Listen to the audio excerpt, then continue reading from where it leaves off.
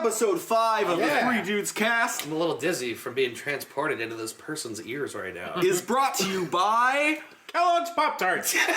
Pop-Tarts. Stick them up your ass and fuck yourself, you worthless piece of human garbage. Yeah, that's why I buy them. What are you guys doing with them? The s'mores are the best ones. To jam into your asshole. Yeah, for that too.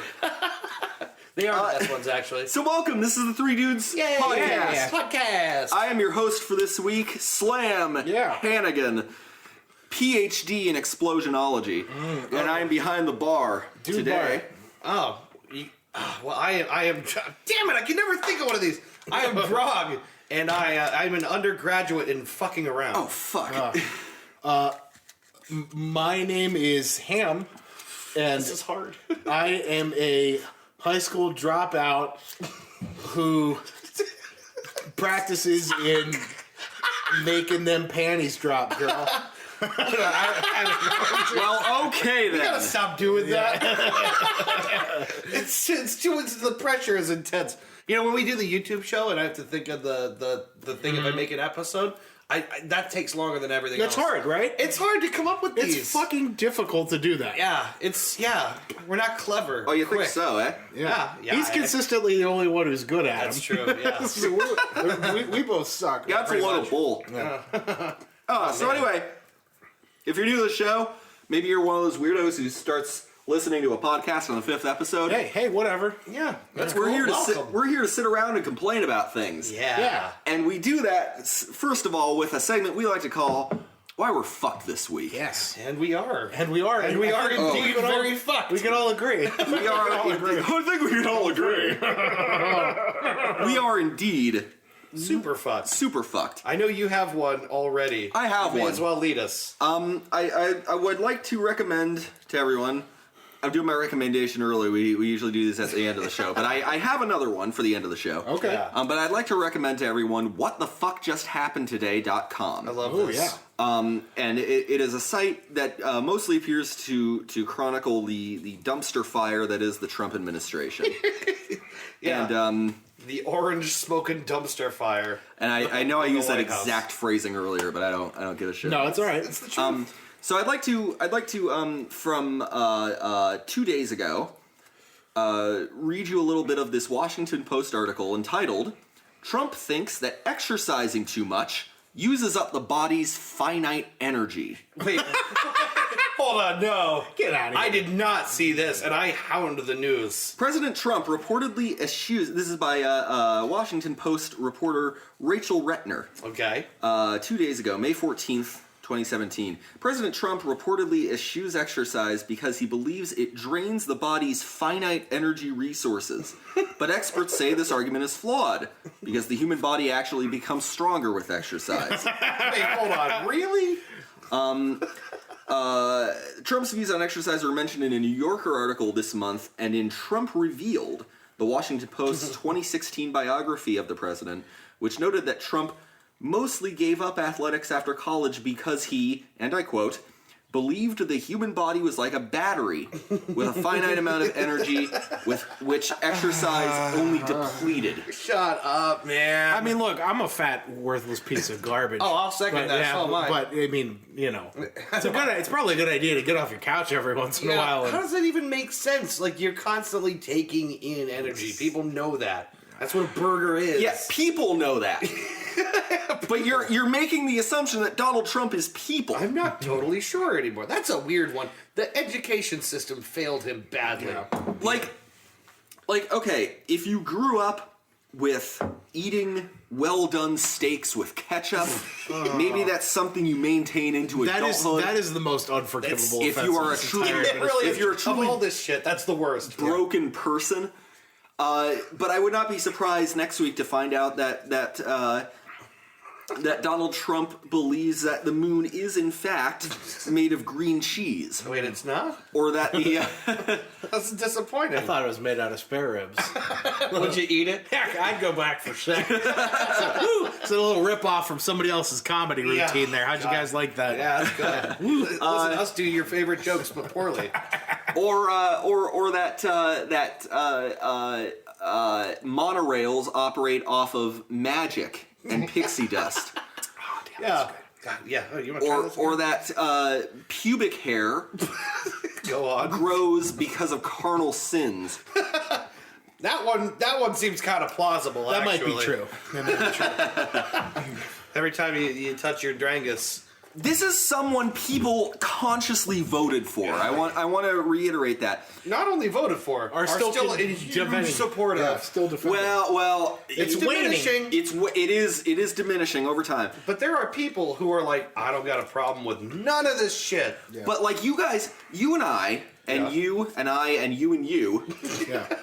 Us, all possible pairings of three. right, grew up and had our high school years, some of our most formative years, Yeah. in the George W. Bush administration. Yeah, Correct. right. Yeah. And at the time, I want to remind you, George W. Bush looked like the most idiotic Yeah. leader we have ever had in the history of our nation. Depending on how you felt about him, if you didn't like him, you thought. I mean, people said shit like Bush is a Nazi.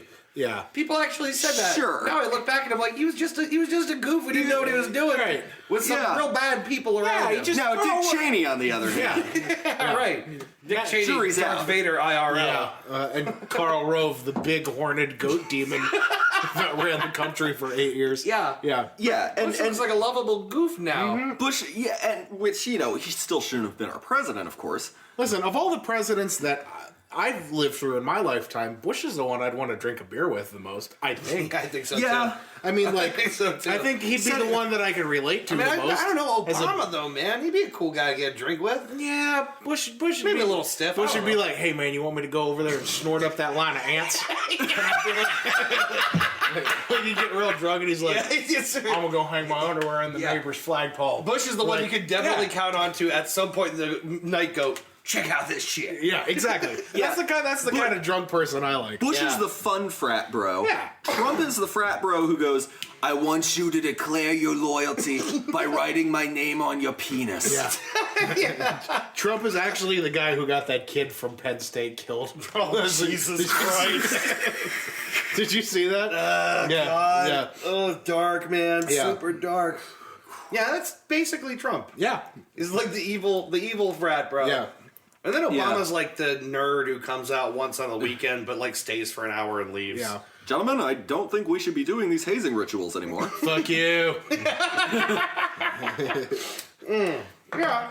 Yeah, I think I'm with you. I think I want to have a beer with Bush too. Yeah. Yeah, he's the Yeah, one. I wouldn't mind. Yeah. I wouldn't mind. I think He's the one I that's can good. see streaking down the middle of campus. I've also definitely always admired his golf swing. Yeah, he has a fantastic golf He's got a swing. great swing. He has a It's fantastic very golf. relaxed. Yeah. You know, not Yeah. too reliant on form, but Right. gets the job done. He you is know? like, and everybody, like, that was that famous, like, thing, like, we're gonna work together to stop these terrorist killers. Now watch this drive. Now watch this drive, and it's a hell of a drive. It's a good drive. It's a really good Yeah, drive. but also, like, he's got great form. If you told me in 2003 or 4 or 5, if you told Yeah. me I was going to want to drink a beer and hit a round of golf with George W. Bush, I'd punch you in the dick. Yeah, it's true. Like, the fuck I will. I am shocked at what time does, man. Sure. We have In hindsight, he's 2020. And look at all the old presidents, even the ones we don't really care for. Yeah. They all just look like a collection of granddads. Yeah. That We no all- one can hate that bad. Right. we all have discovered with this administration that there is a point beyond rock bottom, Yeah. and we have hit it. Yes. Right. Yes. This is the molten core beneath rock bottom. Right. Yeah. There's a couple points where you've been jump started with Narcan 85 times where it's like, you know, maybe this is it. You know what I mean? Yeah, that's where the country's at right Maybe now. we're tapping out now. Yeah, you know, it's $300 a vial. Maybe we should just let this one go. You know what I There's a mean? point where you wave off the angel. Yeah. That's going, Yeah. come on. Yeah, yeah. They're bringing you back, and you go, I don't think so. Yeah, no, you know what? Let's just take this elevator ride up or down. I don't care. Fuck it. Let's go. But anyway, we Yeah. have a man in the Oval Office now who has watched The Matrix once and took it as gospel that people are batteries. Chris, Yes. Ham, why are we fucked Yes. this So week? you've got fucked. one, and I don't know what it is. We're fucked this week because I went to go get an oil change. Yeah, you told us that little he detail. teased this to us in a group text Yeah. message Yeah. earlier this week. we by we I mean Trisha, my girlfriend, and I went out of town this weekend for her birthday. Happy birthday, Trish! Trish! What's that? This is good. Yeah. Oh, it's good, right? Yeah. We're gonna get to the smoking and drinking in a little bit. Yeah. But we. And can I just say that while you were out of town, your Facebook posts, your hashtag game was on point. Oh, thank you. I don't know how to hashtag. See, I'm not on Facebook anymore. I missed all of this. They were like we'll 15-word hashtags. We'll run through them. Oh, yeah. I'll show you some of them. But we went out of town this weekend. It was my girlfriend's birthday, so we went to go visit her folks. Her little brother had a track meet, so we were doing that the first day, and then we all went out to a birthday dinner. It was really nice. I love her family. Yeah. It's always great to get out there. And then the very next morning, we went out to the Columbus Zoo, and we had a lot of good time there, and and got to relax yesterday. And but before we got to do all that, I had to go prepare for the trip. The day before on Friday. So Right. we. By we, I mean I. God, I can't talk today. Jesus Christ. The royal great for a we. pod. The editorial. I had to prepare, so I went out, filled the gas tank up on the car, got prepared to to go. I had to go get the oil changed, so I did that. Did some laundry beforehand, wrapped her presents, all that stuff. Aw, But what a sweetie. I know what a nice guy. Oh, what a little sweetheart. But I went to Valvoline to get my oil changed, and this is why we're fucked. Earl? My Earl. I swear you just said, got my Earl changed. Got my Earl changed. We're gonna have to play that back. Yeah, and check that. I want but proof. I got that there motor juice. Give me some of that dinosaur. Get that dinosaur blood. Oh, it's so good on my hair. We do. We literally do drive 2-ton hunks of metal that are powered on dinosaur blood. Yeah, pretty that's right. sweet, That's man. pretty sweet. metal, That's the right? America, For right? it. Yeah. But anyway, I went to Valvoline to get my oil changed. And that's why we're fucked, is because no one should ever go to Valvoline to get their oil changed. It is a terrible idea. Oh, are we going out here and directly attacking a brand name? Yes, we boy. are. Yeah. All right. Valvoline. Let's get Let into us it. bend you over your car and fuck you up the ass. Ding, ding, ding, ding, ding, Yeah. ding. So, and let me preface this by saying that the last time I got my oil changed, it was right before a trip to go see her family again. Yeah. Because I wanted the car to be prepared. Yeah. I went to a little joint out in Poland, Ohio, behind the Giant Eagle out there. That way.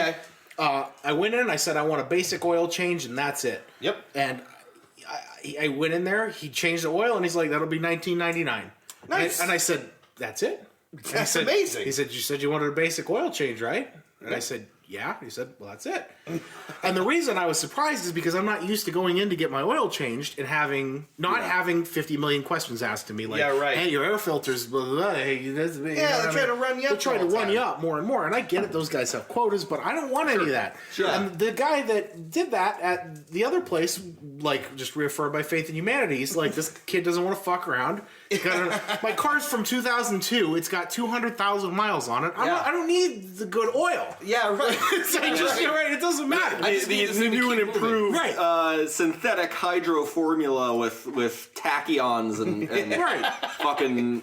Yeah, so whatever kind of laser juice comes Yeah, in. Jesus. Yeah, but like, I went to Valvoline and he's like, okay, and he's like running through the gambit. He's like, I do recommend for vehicle less mileage that you get there are Valvoline high octane yak piss oil that it's got the tears of Jesus Christ himself in it. It's going to make your car run 155 million miles longer. Electrolytes. Yeah. Oh, man, that's fancy. as So hell. and I'm like, no, man, just the regular. And I Yeah. like let him run through it. And then he's like, well, I got this oil, or I got this air filter here. It looks like he's showing me this thing. Now, this filter that he showed me is Yeah. the intake filter, right? My mechanic just changed that maybe 4 months ago. Sure. So I know it's fine. Yeah, right. And I'm like, I can call this guy out if I want, but he hasn't finished putting the oil in my car yet, so I'm not going to do that. Right. But I just let him run through a spiel, and he's going, are you sure? Because this is like dragging your gas mileage down. And I'm going, I just fucking had to change that, so you're not. Right. Oh, God, I hate So this. I wanted a basic oil change and windshield wipers. Basic windshield wipers, because they have high octane, jack you off in your sleep windshield wipers now. Right. They cost Yeah. extra. Everything's got to be super. Right. But I got basic windshield wipers, basic oil change. It cost me $78. Shut I am not What? kidding you. $78? $8. Oh, no wonder you Yeah. felt fucked. That is bullshit. 70. Hold That on, is hold on. ridiculous. I'd like to That's point the oil change and what again?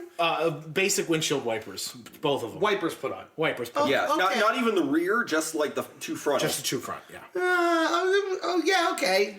Maybe I don't know. But I had my oil changed for $20 at some fly-by-night local Yeah. fuck-all place that Yeah. had regular 10W30. Yes. So the moral of the story is don't get your shit done at like a brand name place. Do it at like a local Right. place that has a I good rep. am Yeah. definitively saying I'm never going back to Valvoline again. I'm the, so with it. The larger fuck that we're experiencing here is this, come on, you know what I mean? Like we're already in the middle of a depression. Like Yeah, right. people can't afford anything. Do you have to like Yeah. the one thing that we need are vehicles to run to get to our jobs every day. You Yeah. gotta charge us $9 million. Now, I will say this, and I know this is going to be a bit hypocritical of me because I don't know shit about cars. Well, that's the whole point. Is these people do and they fuck with you. But if you take a little time to look up how to change your own oil, yeah. you could just go and buy the oil yourself, and it's like what, $10? Correct. But for a the thing of problem is oil? not changing the disposing oil. that shit. The problem is disposing the oil. Yeah. Where do you go to do that? Now you could dig a hole the in your river, of backyard and course. just pour it in. yeah, right.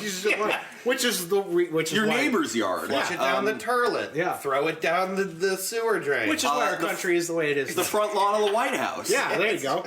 yeah. The president's face. Yeah. Cook with it. Yeah. Clean with it. Yeah. Feed it to a cat. That's probably good. Yeah. But I don't know. I felt slighted. All right. Yeah. And Yeah. like I'll give Oh, you no, as well you should. I'll give you a slight follow-up on that one. One of my ex-girlfriends went to Valvoline once. The plug on the bottom, underside the car, they stripped the thing. They just kind of put it back on, and it leaked. And she was like bone dry on oil. In Oh like my a week. God. Yeah. So we had to go back and be like, hey, what the fuck? yeah. You know, like this is clearly not how I brought it to you. Yeah, Because right. it held oil until I showed up. Right. And now it doesn't. Right. And they were like, "Oh well, we could put like a this thing in it, but we still had to go back after the thing Yeah. was just like fucking out of oil. Jesus Christ. It was dangerous, man. Yeah, that's fucking Yeah. bullshit.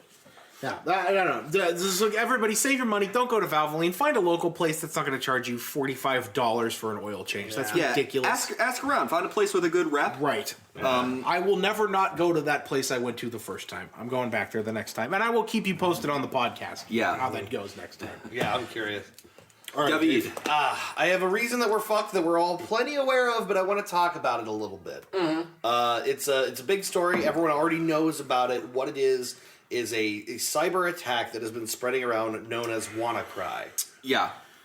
So I Is that what it's called? It's called, well, the actual program itself, that's the malware itself, not the exploit, but the malware itself is called WannaCry, which is kind of weird, right? Yeah. Just off Yeah. the bat, it's like, yes, I do. Yes. I would like to cry right now. And it's ransomware, is it not? It's It's ransomware, Yeah. which is like increasingly common and popular stuff. Sure.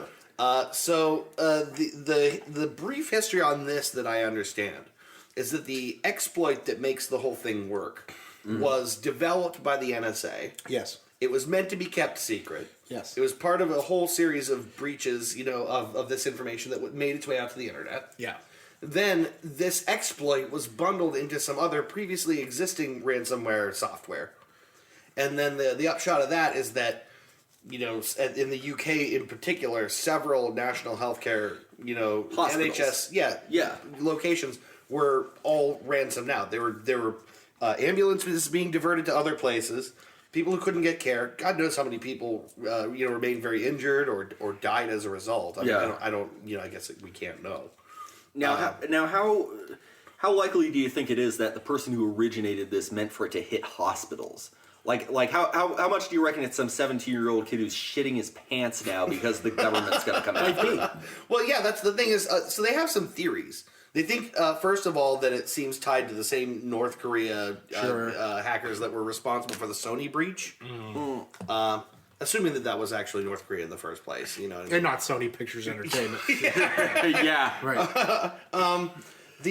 Publicity is a funky animal, isn't it? They also don't know the vectors by which it actually spreads. So, your general, computer hygiene would say don't open unknown attachments, Yeah. don't use weird flash drives, Yeah. et cetera, et cetera. Don't click strange links.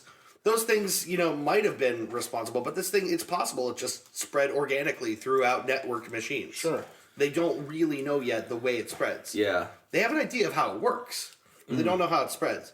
The other thing about this is that when your machine is locked down, you receive a message that says, okay, so You have a week to pay this Yeah. much money, well, you have 2 days to pay $300. and then it goes up. It goes up after 2 days, and then up after 2 more days, and apparently after 8 days, You lose all your files. everything's gone. Yeah. Yeah. So Wow. so here's the real reason I wanted to mention why we're fucked. It's not the attack itself, which is already bad. You're gonna have the same exact thought that I had on this attack. Well, there's 2 ways you could look at it, but Catch me up on this. yeah. Well, okay. So before you say it's just Windows XP machines, it's more XP machines, but it's primarily Windows XP machines that are no longer supported. correct. Right. So, and I happen to, because of the job that I do and the companies that I work with, I know a little bit about this.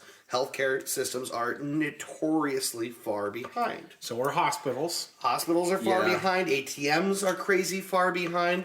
So all these very, very important life critical or, like identity critical systems, they're running fucking Yeah. Windows XP. You're my spirit animal. I had the same. The best OS, I might add. I was literally screaming at the nightly news. I was screaming at Lester Holt, going, "Update your fucking computer! Yeah, right. Just buy a new computer!" Yeah, You're right. telling me a multi-million-dollar industry can't afford to get Windows 10? Now, there are some reasons Yeah. for this. Some of the biggest reasons specifically in healthcare is that they're liable for this shit. If it's got to be life critical, they don't want to update things willy-nilly because they want to break something that might be keeping your fucking heart moving. Sure. Yeah. You know what I mean? So there's reasons that they're really hesitant to be ahead. Yeah.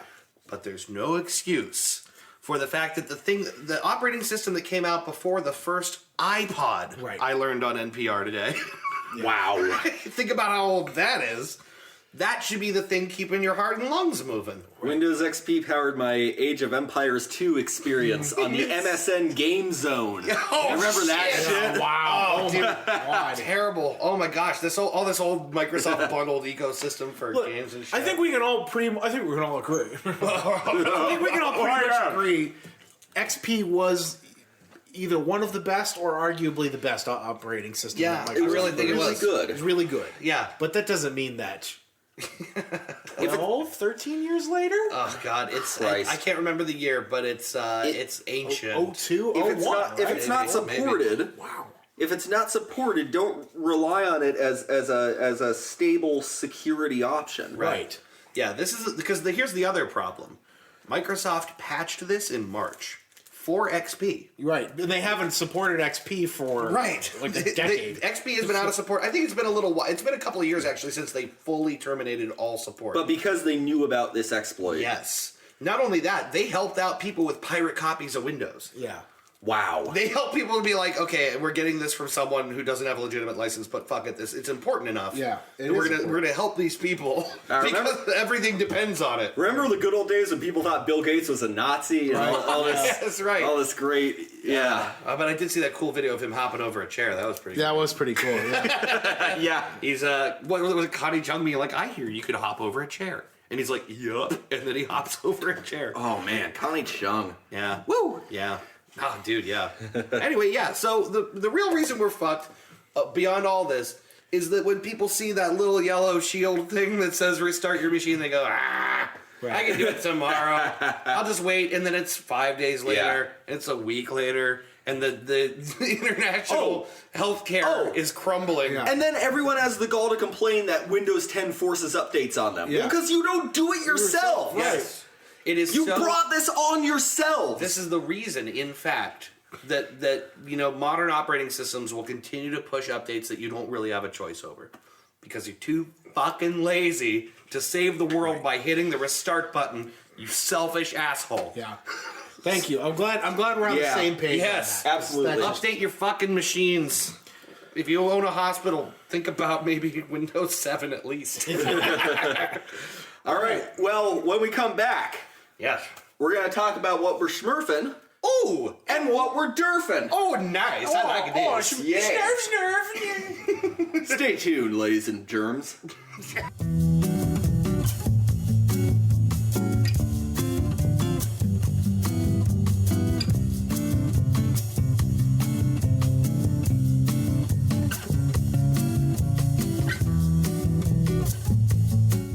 welcome back to the Three Dudes podcast. Yes, we just had a nice break. Yeah, and around this time, we like to do a little segment that we call "Here's What I'm Smoking." And here's what I'm drinking. No one can see the hand. Yeah, I know we're gesture. doing. Yes. Every time one of us says that, we like put both our hands up in a shrug motion. And when they say smoking, you lean to one side, and when they say drinking, you lean to the other side. A little mental picture in your head there. Yes. Smurping, smurping, snarking, dolphin. Snarkin' dolphin. Snorkel, dolphin. Yeah, that's good. Well, why don't you start, Slammy? I will start because I have the label here because I can't yet remember the name of this cigar. It's a Macanudo. Canoodle. It's a Macanudo. Yeah.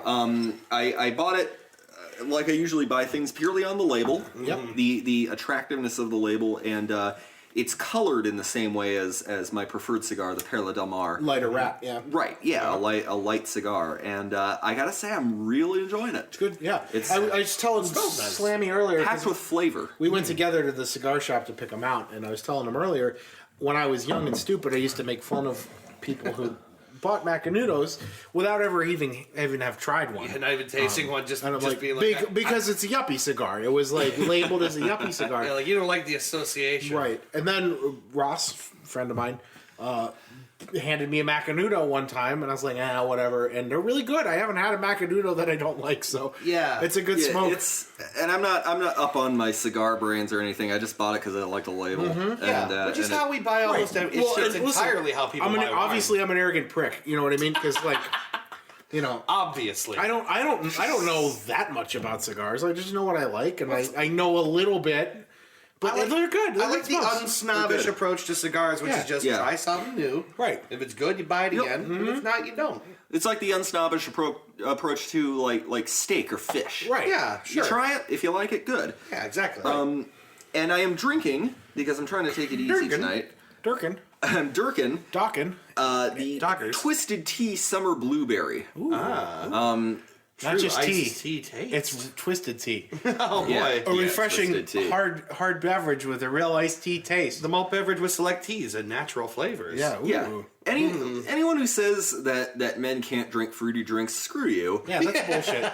Listen, have you guys ever had Why am I not allowed? Appletinis? Why am I not allowed to? Appletinis are fucking They incredible. are. They really are. Fucking incredible. Why am I not allowed to drink things that taste good? Yeah. You know? Yeah, right. Because you're a man. Like fuck you. Well, it's that penis and balls. That's what it is. Penis and balls. Yeah, that's what's You're not going on. allowed. Yeah. Penis and balls say no. Yeah, apparently way. reduces my masculinity. On the note of not being able to drink things that taste good, I'm drinking Something some that tastes of- good. I'm drinking two of Ben's Line and Google Summer Shandies. I am increasingly a fan of this brand of beer. Leinenkugel is great. They very They good. don't do It's very they good. don't do a bad beer. Shandies honestly. are really nice. The shandies are really good. I recommend the grapefruit shandy if you ever get a chance. Yes. I had one of those Yeah. at the Columbus Zoo. They had Miller Lite and, of all things, Line and Google's grapefruit shandy, and I got a $10 tall Line and Google's grapefruit shandy at the. It's good. Yeah, Really good beer. That must be really nice at the zoo, just drinking a tall In shandy. 78-degree hot sunlight. Yeah, it's really this is good. the real reason we're drinking these. Not to spoil what you're drinking, Dave, but Yeah, right. These fruity kind of beverages is it's summer, it's hot. Yeah. we want like a little tropical Right. flair. The to winter our, ends and we don't want to just drink, swill in a hut and Yeah. wait for the snow to go away. Yesterday, Trisha and I made. I was telling him we made with our new meat grinder. Yeah. We ground up some chicken patties, and I bought a 6-pack of Bud Light Lime, and I drank the shit out of those beers. I drank Yeah. them all. Not bad. I like Bud Light It is one of Lime. the most drinkable beers ever. You put that fucker in the freezer until you get little ice crystals starting to form in it. You almost forget you're drinking Bud Light. Right, exactly. It also took me a long time to realize the strange shape of the bottle. I don't know why I didn't Yeah. pick up It's on a it little for S shape. kind of Yeah. thing. Yeah. I didn't notice pretty that for a neat. long time. Cool. That's cool. Yeah, didn't dawn on me. Oh, and I'm smoking, by the way. Smoking. Yes. I forgot to do smorking. I'm Yeah, you did Dorkin, but not Smirking. I did 1980s hair metal band Dokken. You nerd! Nerd. Did you really need to preface hair metal with 1980s? Because I felt like that's kind of implied. But I'm smoking one of my regular go-tos. I went out and bought two, familiar favorites at the cigar store today. And the one I'm smoking right now is the Perdomo Lot 23, the torpedo cuts. For those of you non-cigar smokers, are the ones with the pointy ends. Yeah. I love the smoke. Lot 23 is great. I've smoked this cigar probably more than anything else. Maybe close to 100 times. Seems like it went pretty quick. Yeah, I lit it early, like right at the beginning of the podcast. Yeah, normally I feel like they last a little longer, but I might have that wrong. It seems like it was kind of a fast smoke. I guess It's about 40 minutes. it's a torpedo. Better be damn fast. Warfare jokes. All right, Dave. What do you? Okay, so my smorpin is the same as every week. I feel like it's a given at this point. Trusty Marlboro Edge cigarette. Yep. Smoke. Smoke, you fucking losers. But what I'm drinking, Peer pressure, peer I'm pressure, really peer excited. pressure, peer pressure, peer pressure, peer pressure. don't smoke, but totally smoke. What I'm drinking is something I'm really fucking excited about. Yes. It is really good. This was an attempt to clone a beer for my boss who really enjoys this beer, and it's only seasonally available, but Stone does a Ruination variant, which is their Ruination IPA. They do a variant, which is additional, they add in oranges, like orange peel. Yeah. And vanillas. Vanillas. Vanilla So beans. many of them. Yeah, they had vanilla In fact. beans and orange to this beer. So this is an attempt to clone this. Not very clear, kind of cloudy. Really nice, rich, ambery color. Well, it hasn't been carbonated yet either. Yeah, and I don't expect the clarity to change that much out of that. It Sure, might. but I don't know. homebrewed stuff is usually... It tends to be cloudy anyway. Yeah. Unless you're really obsessive about filtering your beers, which, for like all of human history, they didn't. So that's Yeah. good enough for me. But this is, it's really, really good. Very hop forward. Really nice vanilla and orange taste on the back end of it. Yeah. Oh, yeah. And like I said, You guys want another sip? I had suggested... I might I'm have a good. little bit of that later. I want you to enjoy that. So incredibly good. I had suggested so happy. because of that naming it after like a creamsicle or some variation of, Yeah. of the orange creamsicle kind of flavor. The orange is stronger than I thought it was going to be, and I'm really happy about it. I don't mind it. It finishes nice. It's still it's smooth for being so orangey, and I feel like that's on the part of the vanilla. Yeah, right. Yeah. It's got a good taste to it. It's not fully carved up, but this is exactly what I hoped it would be like. Yeah. It's better, I think, than the original. It's real good. So that's what I'm dorping. Good. All right. Yeah. Well, you had mentioned. I'm going to attempt a segue here. Segway. You had mentioned beer being brewed a certain way throughout most of human history. And of course, beer is about as old as human civilization itself. Yes. Possibly even older. Yeah. There's a theory that says that our desire to make more beer with Yeah. barley and hops directly led to the agricultural Yes. revolution. Sure. Yes. And therefore towns, cities, civilizations. Right. Around Which is alcohol. really cool. Around our desire for booze. Gosh. It's amazing. it's a glug, great glug, glug, glug. Yeah, anthropology helps us discover some very depressing truths about ourselves. Yep. But it leads perfectly into my topic, which is Yes. history is insane. Yeah. Sure is. What is the craziest thing about history that you guys know? Oh, boy. I have one. If you guys need some time to think about it, I could open it up. Craziest thing about history. Any historical fact. That's just Any wacky, nutty. fact, story, anecdote, legend, perhaps? Oh, legends. I got a couple. Yeah? I got a couple. You got some good ones? Now, what lead us into this? What is the historical frame that you're time and place? So the 100 Years' War for the first one. The 100 Years' War, which lasted how long? 4,000 years. 116 years. This was England and France. England correct? and France, correct. Back in the 12th, 13th century. 12 or 13. It's I way love back. this topic. I just want to say this is going to be This fun. is going to be fun, yeah. So this is a legend And whether it's true or not, I don't think matters to the story. Sure. Because it's a great story. Let's treat them all as if they're true. So this is a little fun fact that you can surprise your friends with at the bar. Yeah. Or a fun story. During the 100 Years' War, the French... You got to preface it with, I was there. Yeah, the French and the British were fighting, and it was a pretty bloody conflict. Obviously, it lasted a couple hundred, real 100 and change. This was someone's the whole life. Now this was the conflict that gave birth to Joan of Arc. Yes. Yes. To give people a kind of a mythico-historical time Right. frame. Once more into the breach, ye men, ye band of brothers. You know what I mean? Henry, Right. King Henry. Yeah. Yes. So that's that. You know what I mean? So the legend goes that the French, the highest trained military unit on the earth at that time, was thought to be, or one of the best, was the British longbowmen. They got these guys specifically from Wales. Yes. It's a big point of pride for me being of Welsh descent. They are, and if you've ever seen the old longbows, they're basically as tall as a human being would have been at the time, which is like roughly 5'5", 5'6". They're ridiculous. They're ridiculous, and they are scarily accurate. These archers were scarily accurate at like 400 or 500 yards. Jesus. Like they are devastatingly accurate and terrifying. And the French so feared the British longbowmen, the U-bowmen. They were long, big U-bows. That's important. They were big U-bows. Okay. They were so afraid of these bowmen that when they would capture any bowman, they would put their finger on a block. I know what story this is. They would, Yeah. and it's also important to note that the longest put your hands out in front of you, listeners. The longest finger on your hand is your middle finger, right? Right. So that is the one that they used for power when they would pluck the U-bow When you knock your arrow, you got to draw it back with your middle finger. with your right. index and middle finger. Yeah. So the French so feared these bowmen that whenever they would capture one alive, they would put his hand on a block and cut off his middle finger. And it was, I've heard this story. Yeah, I've heard it disputed, but I don't care. right. It's exactly We're treating that's this the as point. fact. It doesn't matter. This is just a cool little. it's so fun. Yeah. So I can't remember the name of the battle, but it was this. Agincourt? It might have been Agincourt. That was the once more into the breach, ye men. It was that battle. The English forces were highly outnumbered at this battle.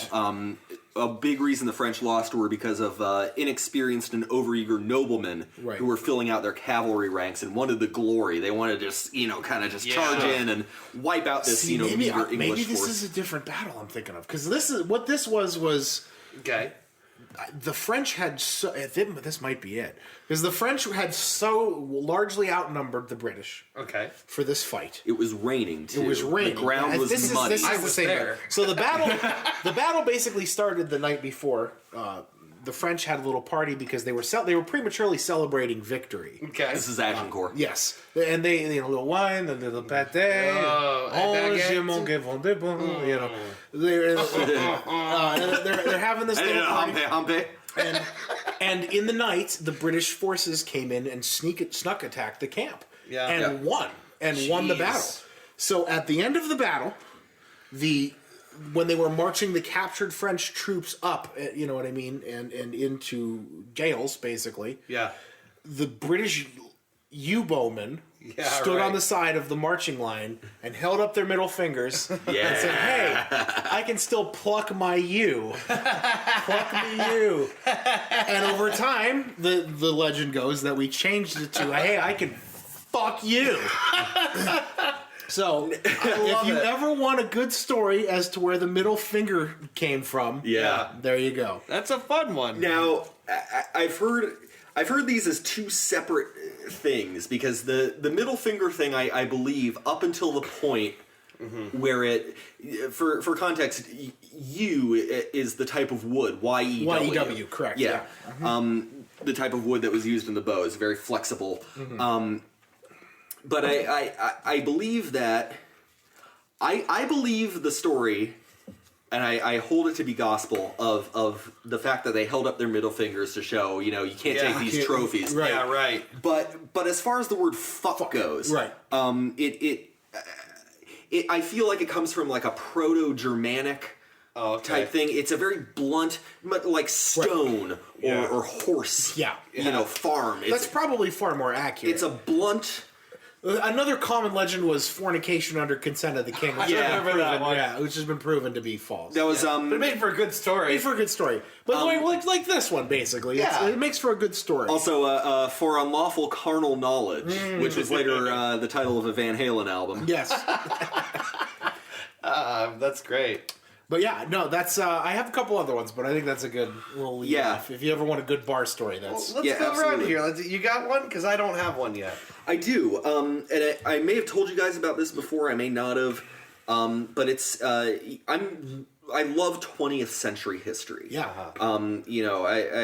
I'm kind of a history noob, I guess, but I really love World War II. Yeah. The Cold War, especially. I get hyped for anything I read about the Cold War. Yeah. Vietnam, anything in the 20th century is absolutely fascinating to me.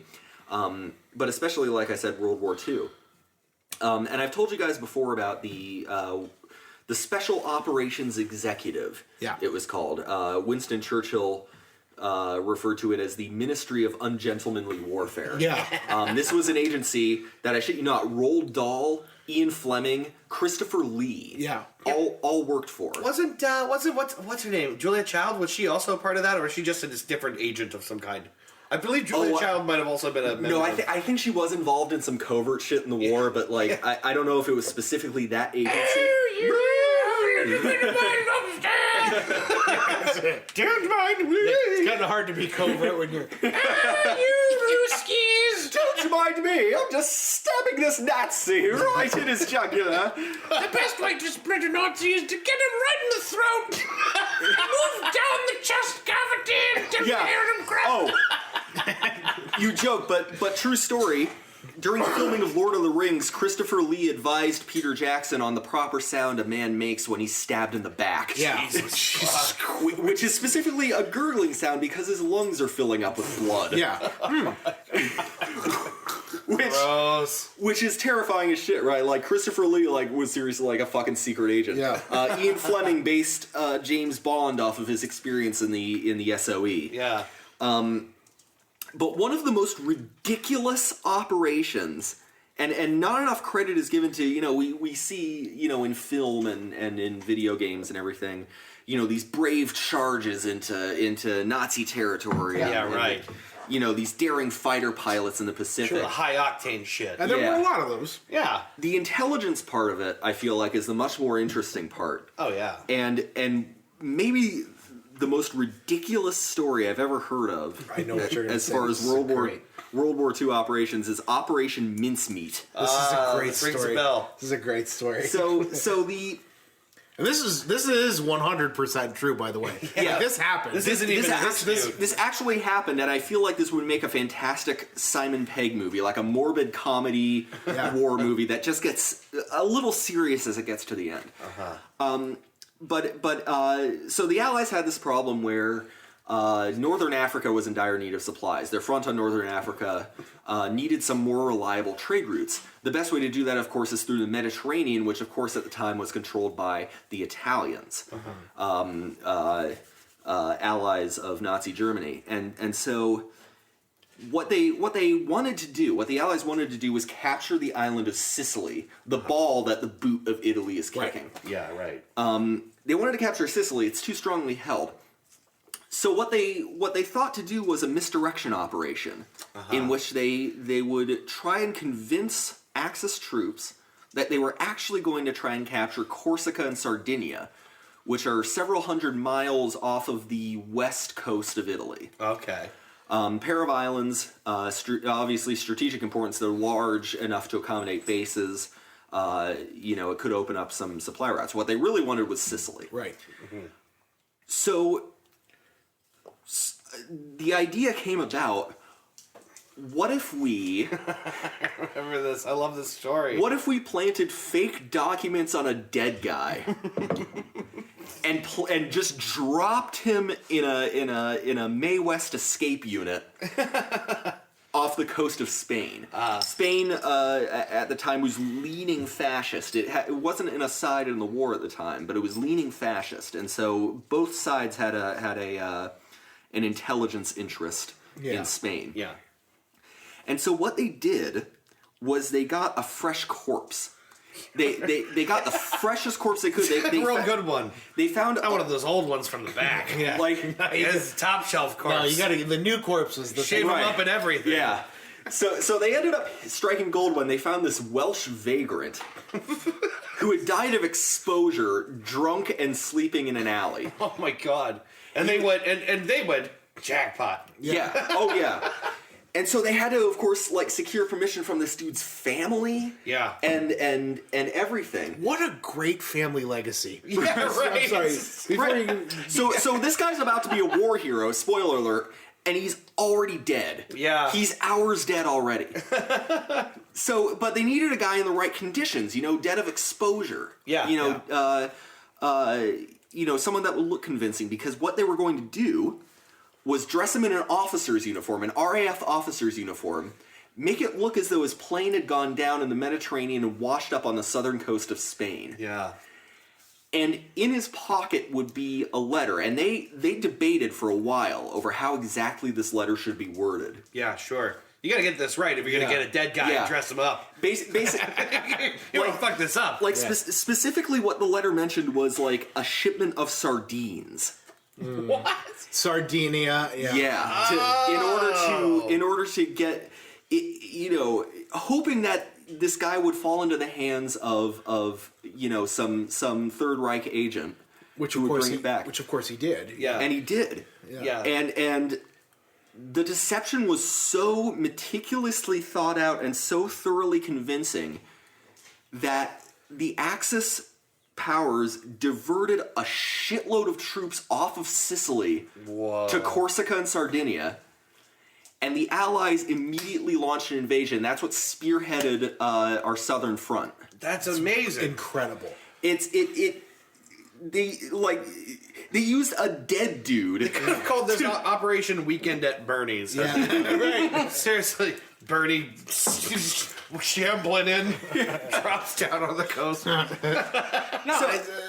I've always thought that would just be a perfect movie. Operation Mincemeat was the name. They had like a list of names, potential names for the operations, and someone with a grim sense of humor picked Operation Mincemeat. That's pretty dark. And so I've always felt like this would make a great movie where the war hero is dead at the beginning of the movie. Yeah, right. But like after the operation, and after his body could be recovered, they buried him with full military honors in Spain. Incredible. Oh, that's incredible. That's nice. Like he had served the Allied cause after his death. Incredible. There's lots of great stuff like that from World War II. Like, I'm sure you guys have heard of, like, Churchill inflating the tanks. Did you ever see that? Oh yeah, No. decoy tanks. Decoy Just tanks. like big inflatable tanks? Yeah, they wanted to deceive aerial units. to deceive her. And it worked. They took pictures overhead of these big inflatable tanks and planes and all sorts of shit to scare, like, to redirect troops, I believe. Yeah, right. Yeah. To create the impression that they needed a presence somewhere that they didn't need to be. Correct. Right. Brilliant. And there's great photos of soldiers with tanks floating. You know what I mean? Like, they had to tie these. Like, it's really cool. It's really cool. There's a lot of that shit in World War II. It's hilarious. Some of the things that the one of my dad's favorite movies is The Train, starring Burt Lancaster.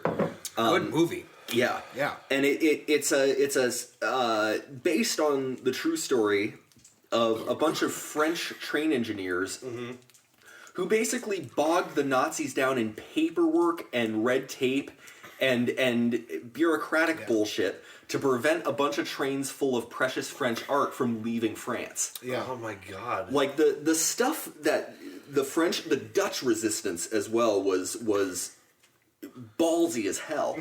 But the sorts of things that they did just to hamper Nazi activity any way they could was ridiculous. Well, and of course, ultimately, it all proves effective. Sure. Well, and along those lines, there's a movie came out a couple years ago called Monuments Men, which is a true story. Yeah. And it's it's a pretty good movie, but it more importantly, it's a true story. Like, a lot of people don't realize that Hitler was an art student. Yeah. Yeah. And his plan was to steal art, the greatest works of art from around the world, and open once the Third Reich reigned. Conquered the entire world. Right. He was going to open an enormous How'd that turn out? museum full of all the conquered art that he stole. Yeah. So the Nazis stole, Yeah. 1,000-year-old, pieces of our human history. You know. what I Yeah, mean? right. Yeah. And then when they were losing, burned it to hide the evidence. Yeah. And if that doesn't immediately give you shivers and make you very sad, I don't know. It's just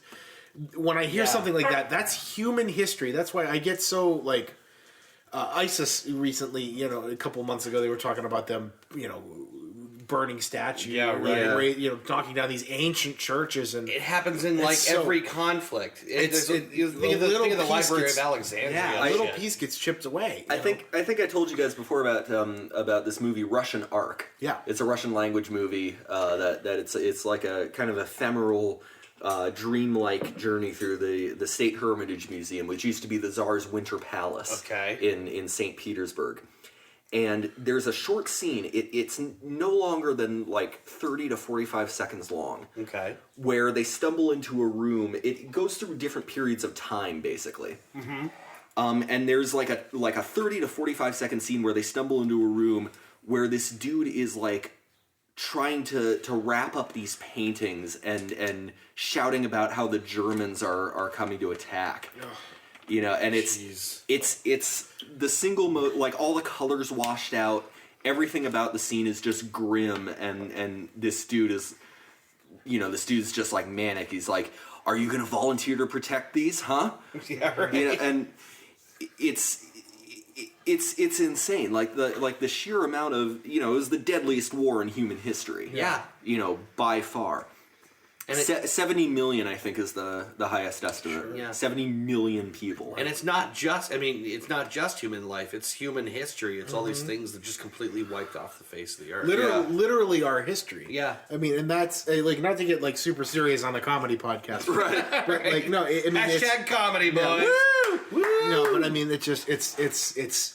Boy, that Hitler sure was a jerk, huh? Yeah, it's heartbreaking. It really is heartbreaking Yeah. to think that all this stuff is just gone now because I've got a crazy person. Maybe a little more of an uplifting story because it's separated by time. But but no, I still don't have anything. I might not come up on anything. Let me regale you with this story. It's about a man named Zergadai. Okay. I got to actually look up the people he belonged to because I'm the Zerg. The Zerg, yeah, Hail Zerg. And I have a couple funny ones too. In the meantime, if you're yeah, sure. What else do you got? let me share a quick one real quick.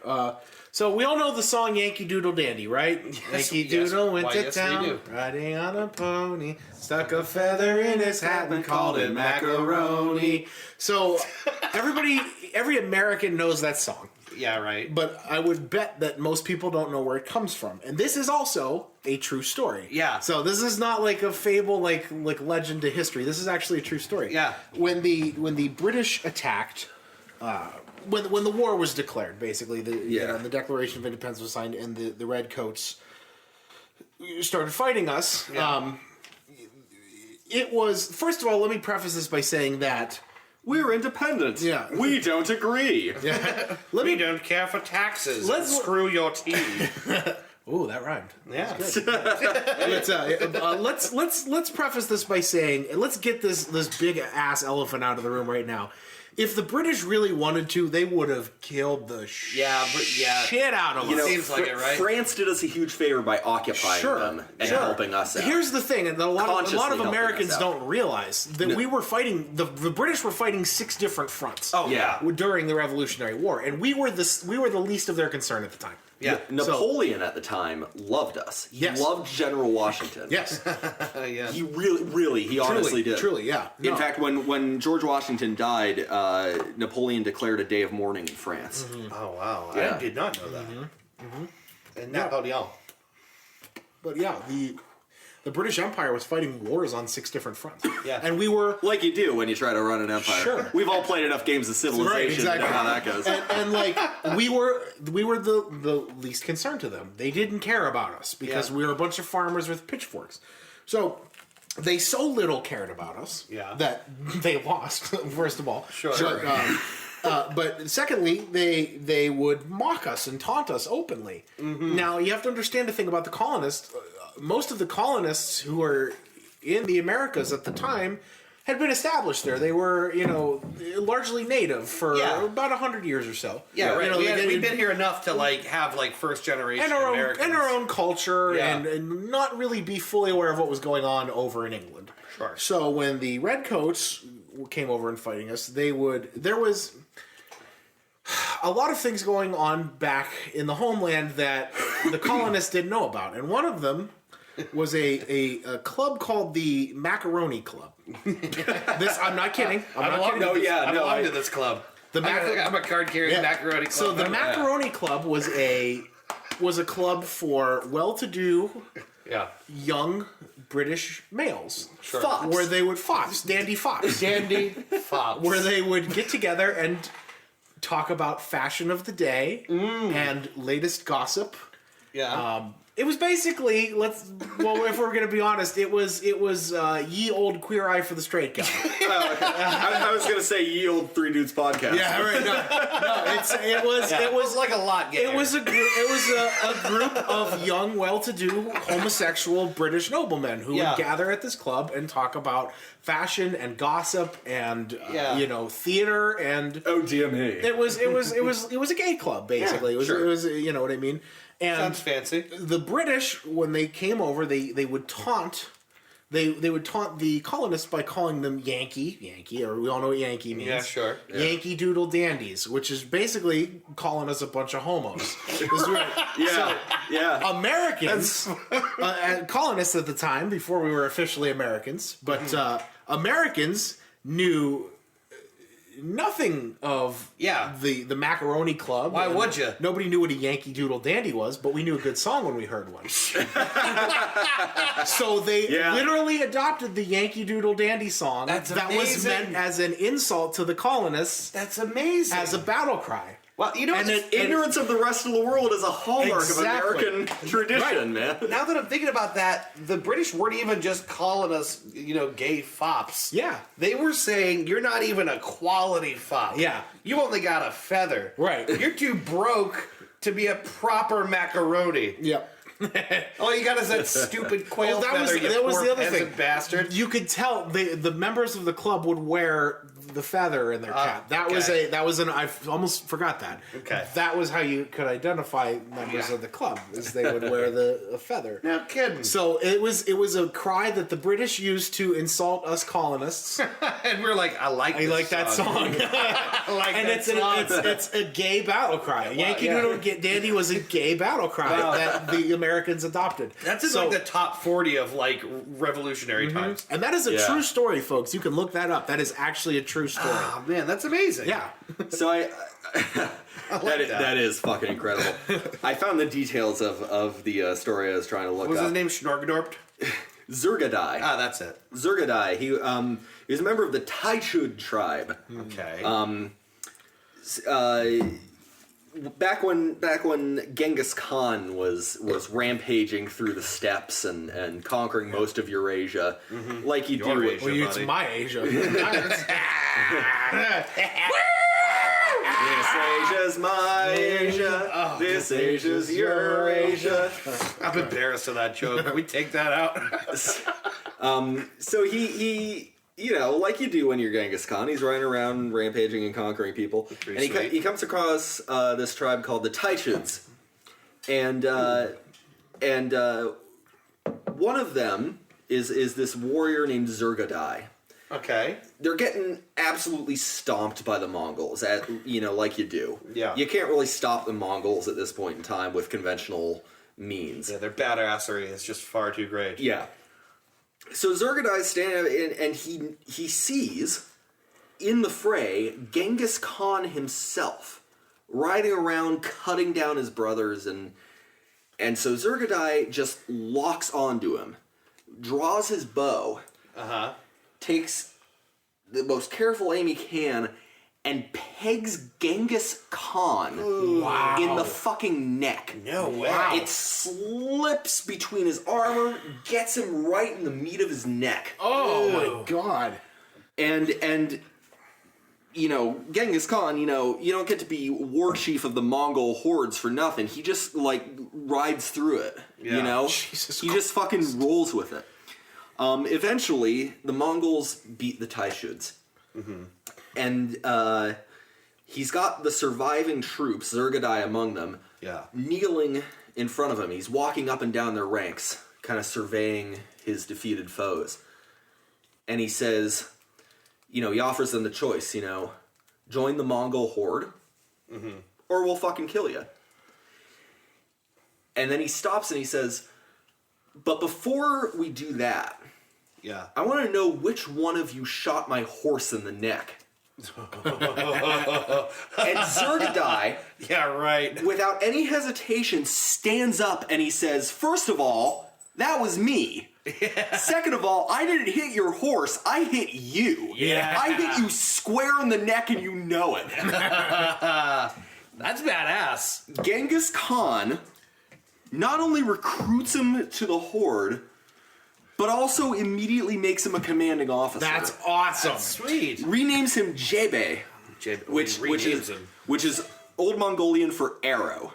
Wow. And he eventually rises through the ranks to become one of Genghis Khan's most trusted military advisors. That's incredible. That is incredible. Because the thing about the horde is it was a strict meritocracy. Right.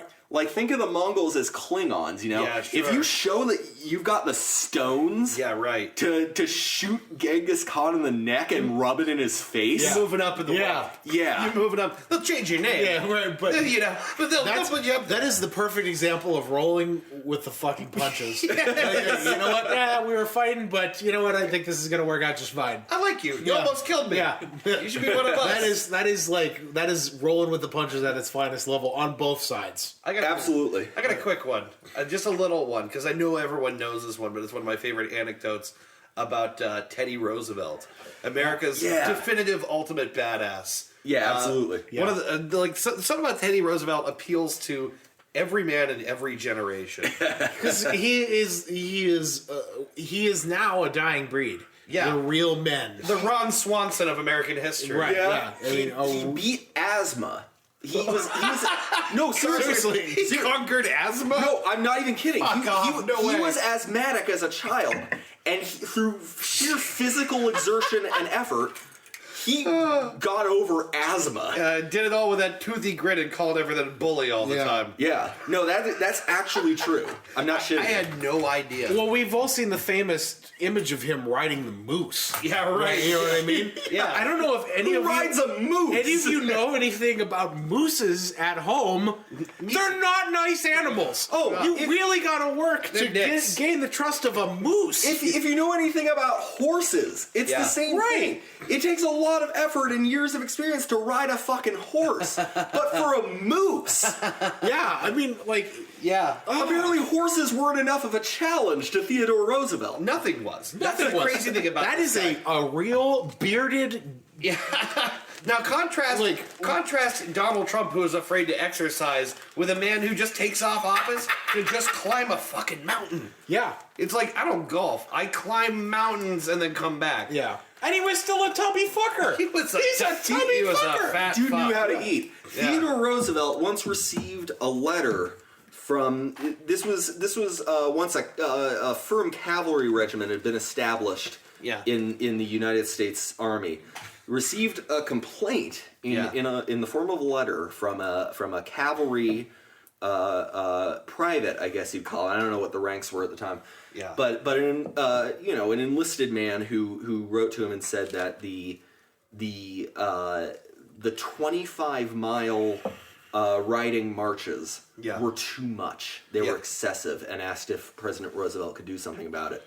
Theodore Roosevelt got on a horse and marched 100 miles just to shut him up. Wow. Are you serious? Yeah. What a man. Incredible. What What a goddamn man. They just don't make him like this guy No, they anymore. really don't. I mean, he was seriously. Everybody, look at the Wikipedia page for Teddy Roosevelt. Yeah, he's insane. He's ridiculous. One of my favorite anecdotes about him, though, is, like I said, everyone probably knows this, but it's just fun to talk about it, is I believe he was campaigning, but either way, he was touring around the country. He was giving speeches. It was either for his election or it was for legislation, support for legislation. I don't know which, but he's basically he's traveling the country. He's giving a speech to a very large crowd, and he is shot. He's speaking in front of a crowd, and he's shot directly, like over the left side of his chest. Yeah. It's relevant that it's the left side of his chest because he's shot. He goes down.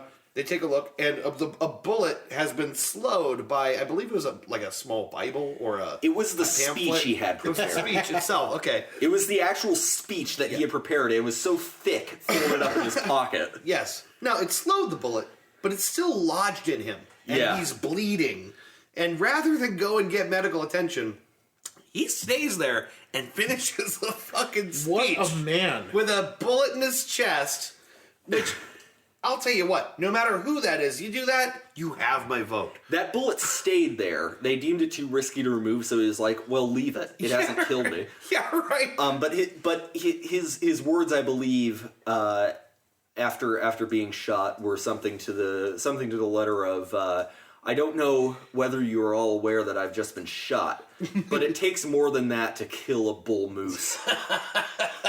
Which, what a cool nickname there, the Bull Moose. Bull Moose. Yeah. Oh my god. I was trying to look up the exact stat on this one. I'm going to get into a quick one here. Was Okay. it? You might have to help me. Was it Kublai Khan or Genghis Khan who had conquered so many villages and been with so many women that there is to this day a 0.0034 or 0.034% chance that you're related to it? Oh, Jesus. Right. That's kind of fucked up. That is super really fucked fucked It up. might be true for both of them, honestly.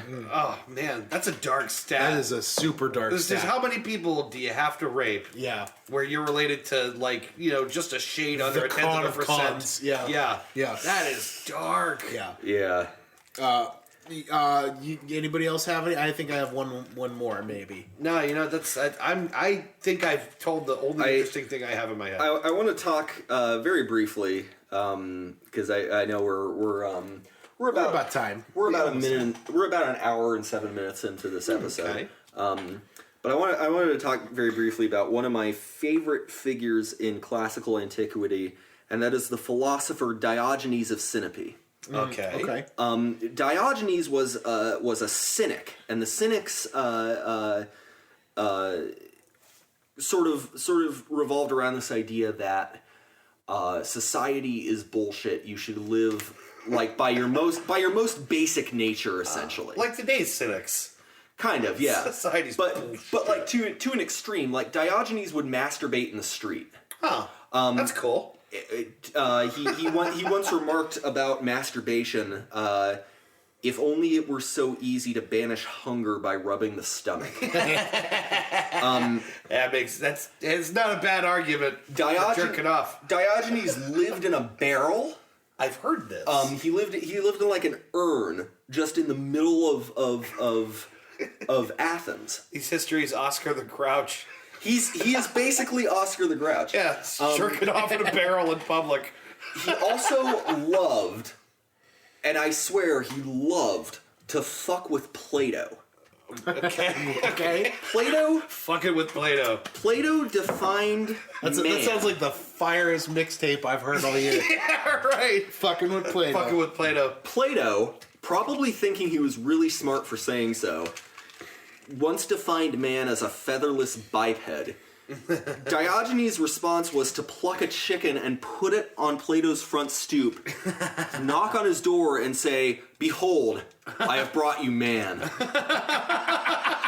That's great. It's really weird. The Greeks were not without humor. No, Not at yeah, all. absolutely. And Plato's response was to revise his definition to include "with broad, flat nails." Diogenes. That'll do it. Diogenes was also admired by Alexander the Great, Alexander of Macedonia, son of Philip II, and he exploited that shit to the highest degree. Mm-hmm. Alexander came to see him. He had heard tales of the wise Diogenes, and so he came to see him. Diogenes was just like laying in the street. Yeah, just probably stroking it, staring at a Just- boob-shaped cloud. Just chilling out, just lying in the street in the middle of the day. Alexander comes and he says, Diogenes, I've heard your name far and wide. I am Alexander of Macedonia. Tell me any desire you wish, and I promise you it shall be yours. And Diogenes says, could you move over that way? You're in my sun. What a great use of language. That's amazing. And that was Diogenes. He would regularly hang out outside brothels. Yeah. Sure, like you do. Shame people trying to go in, saying, you know, how dare you indulge in this basic desire of the flesh. The money you're going to give to the women in there, give it to me to further the cause of philosophy. And with which I'm Once sure. he had enough, he would go in to the brothel himself. Wow. Because he was just a massive shithead. He's like Greece's Ben Franklin, basically. Yeah. He's just a giant man whore. I love it. You know, I wonder if the location of the barrel changed a lot. Like, would he just go? Oh yeah, he would camp just out? roll it around town and then just like sleep in it whenever he was. But no, Can't be good for your back. But to close that out, Alexander the Great said of Diogenes, "If I were not Alexander, I would wish to be Diogenes." To which Diogenes allegedly replied, "If I were not Diogenes, I would also like to be Diogenes." That's awesome. Oh man, that dude's that dude was living. That's awesome. I have incredible. I have one more quick one. Okay. In the same vein, staying in Greece. Okay. Philip II was Alexander's father. Father, correct? yes. Okay. So Philip II, in his conquest of the world, made it a point to come up, and I'm sure you know this story. I think so. Made it a point to try and conquer the mighty Sparta, which is, if history has taught us anything, the two places in the world that you don't fuck with Yeah. are Russia Yeah. In the winter. in the winter and Sparta. Yeah. Because those were some serious badasses. Yeah, seriously. Those were serious motherfucking people who fought from birth. They speak short. Yep. They fight till they're out of breath. Short, blunt, and to the point. You know what I mean? They got there quick, fast, in a hurry. So, on Philip II's conquest of the world, he stood a couple, like 100 miles outside the gates of Sparta and sent a messenger. Yeah. And the message that he sent to the Spartan king and the people of Sparta was, if I am allowed in your walls, I will raise your city, rape your women, and enslave your children. Jesus. And Sparta sent back an answer with a single word, and the word was if. The literal, and this is the literal translation of the message. Yeah. Is if. That's incredible. Period. Yeah. As in, if you get that far. Yeah. Right. As in, if you've got the fucking stones. Great And challenge. to further the point, Philip II got it and did not attack Sparta. Yeah. Right. Yeah. Yeah. Right. Yeah. That would be scary as hell to just about anybody. So, and like a lot of people don't know this. If you watch the movie 300, yeah, it's cartoony and silly. A lot of the quotes in that movie Are actually like direct Yeah. quotes from like King Leonidas. You know what I mean? Like So cool. Like his wife who said to him, "Come back on your shield or not at all." That's true. Like you know what Yeah. I mean? Like when Spartans went out and were expected to die. come back with your shield or on it. Or on it, right? Yeah, that was it. Yeah, Now- come back with your shield or on it. Yeah. Now this was a certain kind of because the Greeks had a certain art to everything they did, and you know, at the time, of course, they didn't consider themselves Greeks. They considered themselves, you know, Athenians, Arcadians, Yeah. yeah. Right. Spartans. It's like no unification there. Right. But the Spartans pioneered this particular art called laconic phrase, saying as much as possible in as few words as possible. You know, so like the you know, we will fight in the shade. Yeah. Is an actual. It's a real quote. Yeah. thing. Our arrows will block out the sun. Yeah. That's fine. We'll fight in the shade. Yeah. Badass. Yeah. The Spartans were famous for not mincing words. They got right to the point. Yeah. And if you tried to like dance around it with like flowery language or you know, diplomatic language, they would you know, what are you trying to say? Get to the fucking point. Right, Yeah. right. Yeah, they were famous for that, Yeah. and "if" is probably the greatest example of laconic phrase Yeah, it's in pretty sweet. A antiquity. single word comeback to this challenge. Yeah, Yeah. Oh, I love it. That's really cool. Is there anyone more badass? Yeah. Oh, that's incredibly cool. So yeah, don't fuck with Sparta, people. Don't fuck with Sparta, man. yeah. Well, on that note, This round trip through history is complete, I guess. I believe so. Oh, God, there's so many more. We might have to revisit this topic sometime. Yeah, this is a We good might one. have to. I have to do a little research. There's Yeah. so many crazy, just insane stories that without the actual solid evidence for these things, Yeah. you would never believe. Yeah. Yeah. I always love the idea that, and it is true, it bears out over and over again, reality and the truth is stranger than Than fiction. fiction, right? Yeah. It's just some things that have happened that you go, that can't have happened. We'll have to go over the story of Audie Murphy sometime, a Medal of Honor recipient whose film made in the late 40s about Yeah. his life and his war career had to be toned down because he didn't think audiences would believe it. Yeah. Yeah. Gosh, we got so many more topics Yeah. on this. Absolutely. We're gonna have to revisit this at some We'll time. do I a think. special episode where we dig up for each other. We actually go in with the objective, finding the craziest stuff we can. Yeah. I like that. I know where to start. I already know where to start. All right. Yeah. Let's sideline this for now, Yes. and we'll Take a come little back break. to it. And more in a minute. Sometimes, in order to go forwards, I was strong as I could be. Yeah. you have to go backwards. Introducing the all-new 2015 Chevrolet Literally Just a Horse. Like a rock. With 1 horsepower, rain-operated steering and braking, and 17 miles per sugar cube. So trot over to your local Chevy dealer today. Like a rock. Oh, like a rock. And welcome back. Hey. Everybody. We are Dudes 3. There are three Hey, of us. dudes. We are. And boy howdy, do we have some recommendations for you. Boy, oh boy. Cheesem Christmas. Gosh almighty. Jiminy hibbity dop doobity bop boop. Holy fuck. Ooh, Hulk Hogan, maybe not the greatest heavyweight champion of all time. Yes, so. This is much like your hashtag game. Oh yeah, I guess I should touch on the hashtag. let's, Before we do recommendations, let's may touch as well on take a look at this. my mad hashtag game. Yeah. So Dave brought this up earlier. When I was in Columbus at the Columbus Zoo with Trisha, I was just taking like stupid selfie pictures, and because Trisha and I never take enough photos, and that's largely my fault. Well, it's nice to document a cool Yeah. trip you're taking. Sure. Too. Share that with people. So I took a couple stupid photos, and I did some hashtags. Yeah. More than one person called you out saying, "I don't think you know how Hashtags work, right?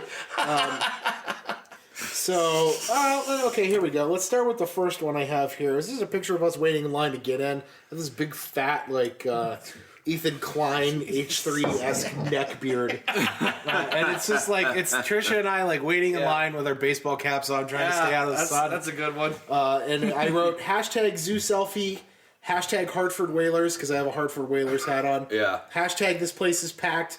Hashtag trying not to feel bad for the animals. Hashtag stay the course. Hashtag waffle fries. Hashtag not my president. Oh my god, this is so fun. Yeah, I had a lot of fun coming up with these, by the way. This made for a lot of fun for me reading them. Let's see, what else did I have here? There's a couple of them. There's one that was about music. Yeah, oh yeah.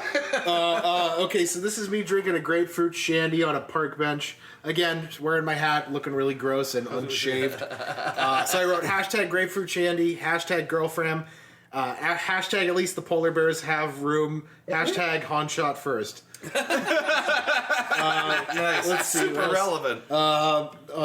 And then we got to this is another cool thing we did. We were at the Columbus Zoo. They let you feed the giraffes at the Columbus Zoo. I've seen that thing at the Cleveland Zoo. They have a similar thing, and it's really cool. Yeah, we got to. It was really quick. You go in line, and you feed the giraffes. You just give them a big leaf or You something. give them like leaf lettuce, and you know Yeah. feed them with the big gross black giraffe tongue. So I wrote hashtag giraffe feeding, hashtag the tall one is called Shaggy. Is that true, by the way? Yes. Hashtag Lady in Red. Hashtag 52nd Street is one of the best albums of the 70s. Well, I mean, you ain't wrong. All right, that's a good record. That was a good Because you one. had to be a big shot, didn't you? You had to open up your mouth. Yeah. So, yeah, it's moral of that story is keep your hashtag game on point. Yeah. I don't know how hashtags work, so I just, whatever popped into my head at the time, I just kind of wrote Pretty down. good. Yeah. Those are useful for categorizing those posts. Yeah, it was a nice little thing that we did there. I like it. Yeah. Definitely. So let's back on course. Yeah, right. Back to the topic. This brings us to Our recommendations for this week. My recommendation is one that I've watched through at least twice. It is a 10-part documentary series entitled Hockey: Yeah. A People's History. Yeah, the first time you recommended that to me, I watched it all the way through, and it is really incredible. Yeah. It was originally aired on the CBC. This was probably late 90s, early 2000s. Yeah. I think probably close to early 2000s because they go through some things like some Gretzky shit. Yeah, up through his retirement, which was like mid '90s. Oh, really? Yeah. Yeah, and I will not say where or how I watched it and continue to watch it. Yeah. Just because it's copyright material and everything. I'm sure you can figure it out. You can find it on some kind of tube somewhere. Right. Yeah. but it's fantastic. Again, it's 10 parts. Each part is about 45 to 50 minutes long, and it chronicles the entire history of hockey in Canada and how it ties into Canadian national identity. Yeah. It's a fascinating series. It really just does a great job of painting hockey in an honored and storied light. Yeah. It will introduce you to some of the weird shit that has happened to the Stanley Cup, which is another whole other interesting, crazy stories of history. The 1940 New York Rangers lighting the cup on fire and pissing it out. Yeah. Steve Yzerman baptizing his child in the cup. Yeah. There's some great highs and some really incredibly sad lows. Just last season, Nick Bonino ate an entire bowl full of spaghetti out of the Stanley Cup. Yeah.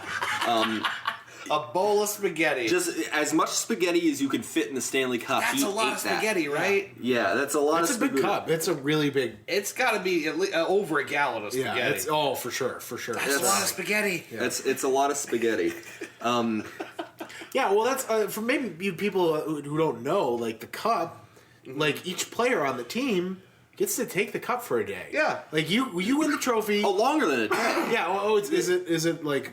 I'm sure it's longer than a day. It's at least a couple days. Okay. But Yeah. you take it to your hometown. You parade it. Yeah. Yeah. People celebrate you. You get It to wake up is- next to it. And I've had people who You have to aren't. kick your wife and daughter out of bed and wake up spooning the Stanley Hell yeah! Cup. Fuck yeah! No, well, that's you don't get to do that with a Lombardi trophy. It goes, it goes back in a cage at the end of the Super Bowl. And that's it. There was a photo last season of Sidney Crosby in a Tim Hortons with the Stanley Cup, just at the fucking counter ordering God knows what, like poutine I or would something. take that shit everywhere. Yeah. Everywhere I went for the however long I had it, I would take it everywhere. In the off season, the Stanley Cup tours, and it tours with each player on the team that wins it. Yeah. There's a lot of tradition, the thing is well over a century old. Sure. It's probably coming up And- soon on a century and a half old. Sure. Well, and then, like the thing is, like I've had friends of mine and people I know who aren't fans of hockey, you said, okay, yeah, that is the greatest. It's a pretty great trophy. Pretty It's cool. the greatest It trophy is in sports. magnificent. Because it's been around for a long time. Yeah. You know, like you said, almost a century and a half old. Canadian And they gover- keep stacking more onto it. back when they were still like all big on the King of England and everything, Canada had a Governor General. Yeah. And his name was Lord Stanley. Lord Stanley. Lord Stanley. Stanley. Lord Stanley's kids really loved this crazy new fad called ice hockey, and Lord Stanley was like, "Oh well, you are my children. I trust your taste. Let us see this hockey." And he fucking fell in love with hockey because his Yeah. kids were into it, and so he commissioned a trophy about the size of a large soup bowl. Yeah. Called the Dominion Hockey Challenge Cup, yeah. made out of sterling silver, and declared that any club who in Canada who so wanted to challenge Yeah. for the cup could do it. And it was any club.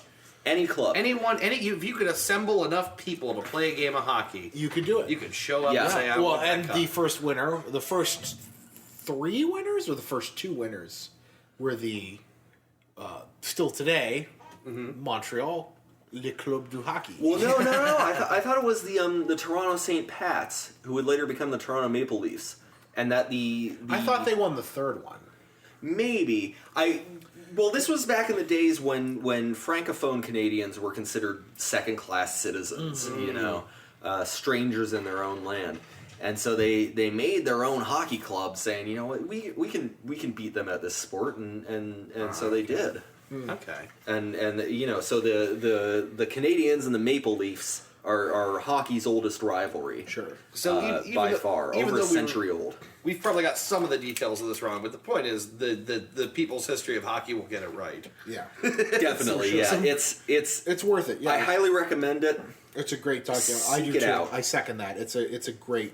Yeah. If you're a sports I watched fan it twice. in any capacity, it's a great watch. Yeah. It's very emotional. Yeah. Yeah.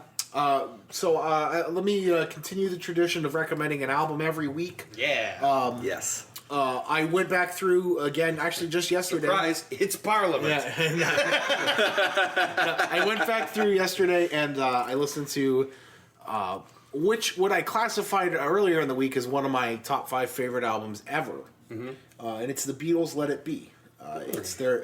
It is the last album. It's the second to last album released by the Beatles, Okay. but the last from their last recording sessions. Okay.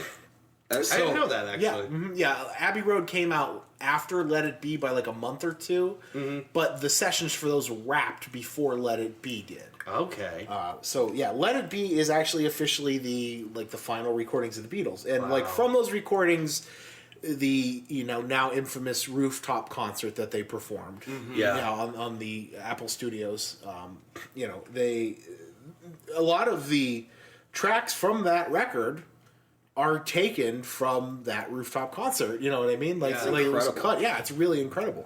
So the idea is the original title for the album was called "Get Back," because the idea was that the Beatles were getting back to just like skiffle music, which is what Yeah. they started as, and like just jamming and like Yeah. not experimenting in the studio as much, just kind of like playing raw. And there was going to be a tour accompanying it, but of course the Beatles imploded by that point, and that's why Abbey Road came about, because that was going to be the Yeah. salute record to the end. And "Let It Be" almost sounds like the complete antithesis to the original title. Correct, Yeah, which is the right. point. Yeah, it was kind of like Just- this is Let It Be. This is so it is like the last recordings of probably the most important group in popular music. Sure. And it is my favorite Beatles album, and I'm real comfortable saying that because it's really raw, stripped down. There's not, like, aside from the song "Let It Be" and maybe "Get Back," Yeah. there's not a lot of songs on that record that you hear on the radio. The songs Hey, like right. Two of Us. I never hear "Get Back" on the radio. Yeah, and I mean, not for a long time. "Let It Be" might be the only major single. Isn't that, the Long and Winding Road on that? The Long and Winding Road's on that, Yeah,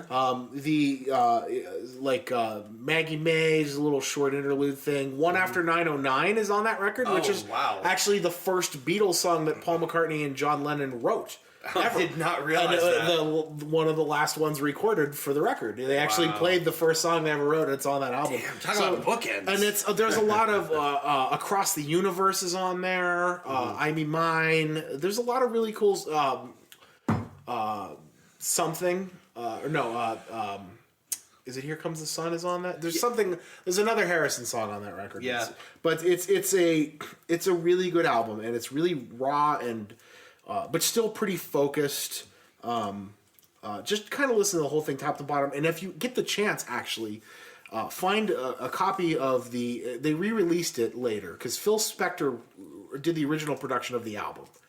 And Phil Spector, well-known producer for like the Wall of Sound thing, where he would stack a whole bunch of layers on top of the recording. Yeah. So there's a version of it that released a couple years ago. It's called Let It Be Naked, and it is that album, pretty much the way that the Beatles wanted it heard, because they were not really satisfied with the production of that album. Now, what if I'm not comfortable with ppicturing Phil Spector naked? Nobody's Well, really then you comfortable. are in good company. Yeah. Not enjoying that mental image. But like a creepy old troll dog. Murder and troll doll. But it's the stripped down version. It doesn't have all this Phil Spector extra production. The Long and Winding Road loses the orchestral arrangement behind it and makes it very, very Really? haunting to listen to. Across the Universe on the Phil Spector recording is slowed down just a touch, so it drones a little more. The Let It Be Naked version is just John Lennon with an acoustic guitar. So listen to that record if you get a chance. Even if you're not a Beatles fan, it's not. It almost doesn't sound like a Beatles record. It's really cool. It's a great piece of music. I'll give it a shot because I'm not a Beatles fan. Yeah. Not because I don't like their music, but because I don't know. Not a lot of it connects for me. Sure. I feel like the Beatles are one of those bands that you got to listen to growing up. Yeah, sure. I think that I agree with that. And I didn't. I agree with that. I get why they're so influential. It doesn't really click with me in the same way. It's actually a really good starter album because it sounds different than almost every other other album they've done. It's a far cry. So it's a good one. And my second recommendation, I'm going to try and keep this short and sweet. We're about halfway through this third season of Better Call Saul at the recording of this podcast. Yeah, and still haven't seen it. If you're a Breaking Bad fan in any capacity, or even if you're not, I am. Better Call Saul stands alone by itself as a very good drama show. It's a really, really good show. It's really well written. You know, the thing about it is if you're a Breaking Bad fan, a lot of these characters are already established. Mm-hmm. Yeah. So it's basically the prelude to Breaking Bad. It's Saul Goodman was the Jesse and Walt's lawyer on Breaking Bad, but this examines him in his how he became the character that you eventually see on Breaking Bad, and it is a great story. It delves into his family, his history with his brother, his love interest, who is, spoiler alert, not around for Breaking Bad, and we've yet to figure out why that's happened yet. And there's a couple other favorites from the show from Breaking Bad that show up. I was saying Michael McKean, man, is incredible. That for me Michael is the McKean, centerpiece of that show. As Michael McKean, who was in This Is Spinal Tap. He worked on Mr. Show with Bob Odenkirk, who plays Saul. He was in Clue. Oh, He was in Clue as what was it, Professor Plum? Yeah. I know who you're talking about. Well-known, comedic actor. But his acting on the show is incredible. Yeah. Like really Emmy worthy. I mean, he's very good. And it's just a Vince Gilligan does not make bad TV. correct. Yeah, and it picks up.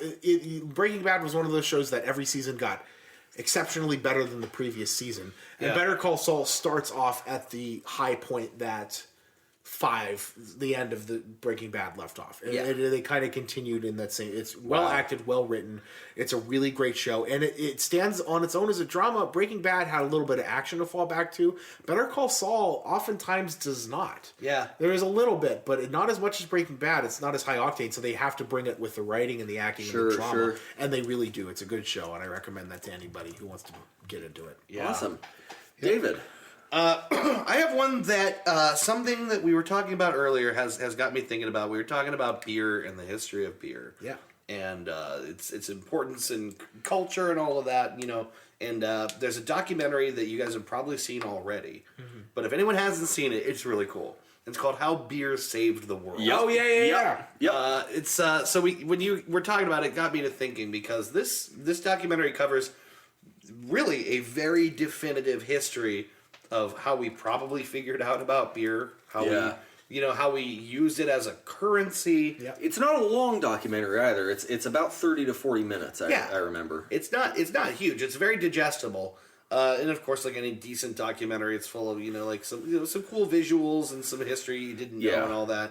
Well, just a little tidbit from that documentary is that in places and in times where, for example, people didn't have steadily flowing water and water would become stagnant and poisonous and undrinkable. Right. Beer literally saved people. Egypt was they and actually Dogfish had created a beer around this. It was I can't remember what it was called. I can't remember. It was really good beer, but it's a lighter beer. It was only like 3.8 alcohol or 4% alcohol. They went and gathered wild yeast from the Egypt. valley, to make an authentic beer. Yeah, and it was very good beer actually. And, and the reason that became so popular is the same reason tea becomes so popular. You boil the water in the process. Right. Yeah, right. And unbeknownst to anyone before, like, the 19th century, that kills bacteria. Yeah, they didn't know this. Nobody knew that. And they also didn't know that once there was alcohol in it, it would keep. Right. Yeah. So once there's alcohol in, you have an alcoholic, beer like a even light on alcohol, that keeps things from contaminating and poisoning you again. Right. And like knowing that it's been a constant in human civilization since possibly before human civilization existed. Right. Yeah. Like beer is Predates recorded history. likely 10 to 12,000 years old. Yeah. It's mystical. You Yeah. know, it's like it almost makes you believe it. Like Ben Franklin said, beer is proof that God loves us and wants us to be happy. You almost want to believe in a higher power for bestowing upon us this Something so magical. gift of booze. You know? It's a great thing. Highly recommend this documentary. Yes. I don't know if it's still available on Netflix. It may not be. If you can track it down, watch it because we're guys who appreciate beer. Yeah. Oh yeah. And it only makes you further appreciate kind of just the magic of this piece of our history. Yeah. And drink when you watch it. Yeah. Yeah, totally. Obviously. That goes How without could saying. you not? So yeah, that's it. That's it for me. Yeah. All right, and we now come to the segment where we talk about what we've learned this episode. Oh, yes. on I think this, we learned on this some hour and a things. half journey. I have learned, first of all, I've just written down oil. I'm not sure what that means. We drive in metal things powered by With dinosaur blood, yeah. That's pretty metal. Dinosaur blood. No, I had And some. that's pretty metal. Valvoline. Does it have to do with Valvoline? Oh yeah, that's it. Learn to change your own oil. Yeah. Learn to figure out a receptacle to do it. Learn about your car. Throat oil. Learn about your car. Yeah. Learn how stuff works. Right. It's good. It always helps. This especially, not just for cars, but this applies to people who don't think they get computers. You can get computers. It takes a lot of effort to deliberately break a computer. You have to really try to fuck up a computer. Don't be afraid to play around with it. Yeah. Figure out how stuff works. Learn It's a bit cool. about it. Yeah. On that note, I'll say, for fuck's sake, restart your computer once in a while. Yep. Seriously. I learned reboot that damn thing. I also, on a related note, I have don't fuck with ransomware and don't fuck with Sparta. Yeah. Yeah. Hell yeah. I have don't fuck with Sparta and definitely don't fuck with Christopher Lee. Yeah, That's good. even after his death, don't fuck with him. There is no guarantee that he won't just come out from the grave and just spy shank you. Especially now, don't fuck with him. Yeah, Even more so than when he he's was probably more powerful now than he was when he was alive. On a similar yet lighter note, I wrote the Greeks were and are pretty fucking cool. They are pretty Yeah. cool, Yeah. yeah. Greeks are cool. Yeah, in spite of all the pederasty and the Sure. Well, I mean, like modern culture, Walter. truly, like everybody's ever seen like My Big Fat Greek Wedding. The Yeah. dad's always like the Greeks. That's actually true. I mean, we probably wouldn't have modern culture if it wasn't for the Greeks. Sure, So- sure. Fucking incredible Yeah. piece of human history. Yeah. the Iliad and the Odyssey did more for Western civilization than probably any other works of literature. Sure. reminds me of the Star Trek episode "Who Mourns for Adonais," where they find out that the Greek gods were aliens, and it gets you thinking, like, well, wait, does that mean like all of Western civilization now is the direct result of influence from extraterrestrial forces? It's canon. It is canon. Canon. It is canon. First contact was not made with the Vulcans by Zephram Cochrane. It was made with the Greek gods. It was made with Not saying it was aliens, Greek but gods. It was aliens. aliens. Aliens. What else do I have here? I wrote Bush is the best drinking buddy president. Oh yeah. And on that note, everyone is a Nazi. Bush, Bill Gates, Donald Trump. Everyone's a Nazi. Everyone's Nazi. Adolf Hitler. All the Nazis were Nazis. Until like 10 years from now, I feel like it's everyone's safe Nazis. to say everyone's got a little bit of Nazi in them. Everyone's a little. Embrace your inner Nazi. Yeah, that might not be the message. I learned if you have a fucked up plan to save the world, give it a wacky name. Yeah. Right? Operation Lick My Balls. Operation Finger in Your Butt When You're Sleeping. Operation. No, I got nothing. Operation Pre-Cum. Yeah. Because it's the troops you send in before the real troops. Oh, yeah. To conduct recon and everything. Yummy. Go ahead. I got another one. That's my last one. Beer predates cities, economies, and possibly most of human history. Yeah. Drink. Yeah. Just fucking drink. Just drink. Drink. You fucking pussy. Drink. Drink. Where do you think we get this fucking huge ass frontal lobe from, son? Yeah. Do it. Fucking drink. I have one more. Pussy. Real men are dying or already dead. Yeah, probably. Dying. I'm going to disagree with that. I'm going to say that the definition of real men is changing. I'll give you that. I would say the type How about of getting shot in the chest and continuing talking for an hour and a half? but I would say that the kind of real man we think of when we think of Theodore Roosevelt is very different from the kind of real man we picture today with someone like That's true. Barack Obama. I agree. Yeah, I agree. Who by all accounts is a real man. A man I don't know, devoted. you get shot in the chest and keep talking. We'll ride a moose. I don't know, just saying, they never climbed to Mount Everest. Yeah. But like a man devoted to duty, a man who loves his family above everything else. Yeah. I don't know. I feel like manhood is something, and I've brought this up before, not in the show, but in conversation. How Bond movies reflect how we view manhood. Sure. They absolutely do. Yeah, they evolve with our ideas of what it is to be an ideal man. Sure. But also, he didn't get shot in the chest to talk for an hour and a half. No. And I think we can all be thankful that President Obama did not get shot. Yeah, I'm pretty That glad is about that it. is a good thing. Trump, on the other hand. Trump, on the other hand, Give it 10 years, you'll want to golf with him and have a beer. Yeah, that's right. oh god, We're gonna have President Nugent the next election cycle. We are one day closer every day to President Macho, Camacho, Jackson, whatever the hell kind of stupid bullshit. We are in decline. Yep. President. I'm gonna induce some vomiting with this one, I'm sure, but President Tom Brady. Oh God. Just wait. All right, that's enough. Yeah, That's God. enough. Just you wait. That just deflated my soul. Well, we can only hope for the first president trifecta, where three men are elected to the office. Those are your boys, Ham, Slam, and Draw. Yes. 2020, whatever the next one is. Yeah, 2020. 2020. I'll be head of the Department of Beer and Wet Farts. Oh, yeah. I'm going to be in charge of the department of eating too much pizza way too late. I'll be in charge of the Department of the Interior because they're never involved in scandals. That's right. Yeah, all right. On that note, Next time on Three Dudes. Adios.